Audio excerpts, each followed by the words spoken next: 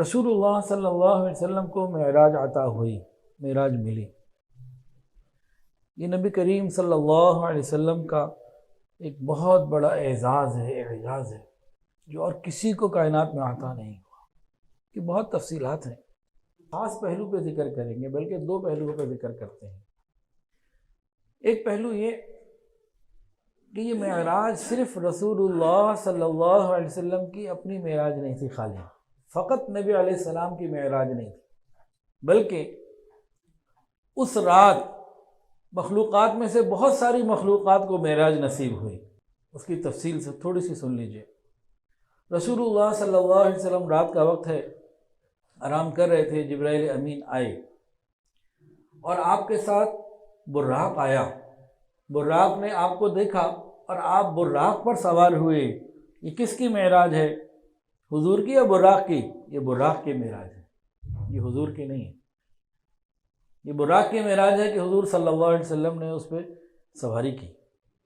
نبی علیہ السلام روانہ ہوئے، بیت المقدس سے پہلے بھی بعض مقامات پہ رکے، بیت الحم میں رکے اور مدینہ طیبہ میں رکے۔ جہاں جہاں آپ نے دو دو رکعت ادا کی، یہ ان زمین کے حصوں کی معراج ہو گئی۔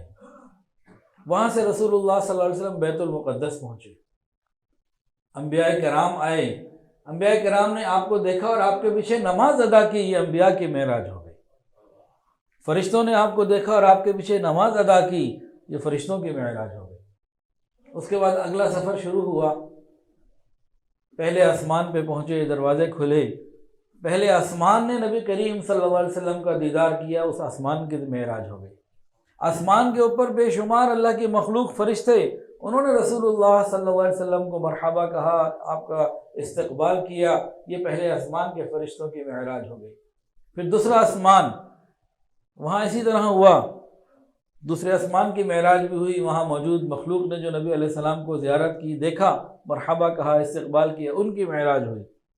پھر تیسرا، پھر چوتھا، پانچواں، چھٹا، ساتواں، ہر آسمان پر آپ پہنچتے گئے، آسمان اور وہاں کی نورانی مخلوق، ان کی معراج ہوتی چلی گئی۔ اس کے بعد سدرۃ المنتہا پہ آپ پہنچے، آپ نے جنت کو دیکھا، جنت کی معراج ہو گئی۔ آپ سدرۃ المنتہا پہ پہنچے، وہاں کے حالات تفصیلی بیان کیا آپ نے، تو یہ سدرۃ المنتہا کی معراج ہو گئی۔ اس کے بعد رسول اللہ صلی اللہ علیہ وسلم مزید آگے بڑھے، جبرائیل بھی پیچھے رہ گئے، عرش الہی کے اوپر جب آپ چلے گئے، اب یہ عرش الہی کی معراج ہو گئی۔ ابھی تک نبی علیہ السلام کی معراج اس حوالے سے نہیں ہوئی جو میں بیان کر رہا ہوں۔ نبی کریم صلی اللہ علیہ وسلم کی معراج کب ہوئی؟ عرش الہی پہ جب اللہ رب العزت کا دیدار ہوا، یہ رسول اللہ صلی اللہ علیہ وسلم کی معراج۔ حضور پاک صلی اللہ علیہ وسلم نے، نبی علیہ السلام نے اللہ رب العزت کا دیدار کیا۔ یہ ہے رسول اللہ صلی اللہ علیہ وسلم کی اصلی معراج، جو حقیقی معراج ہے نا، وہ یہ ہے۔